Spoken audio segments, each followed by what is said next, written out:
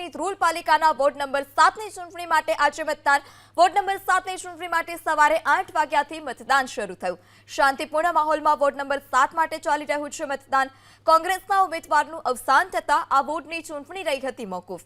જ્યારે ધ્રોલ પાલિકામાં અન્ય 6 વોર્ડમાં થઈ ચૂક્યું છે મતદાન. ધ્રોલ પાલિકામાં અન્ય 6 વોર્ડના પરિણામમાં ભાજપનો ભગવો છે.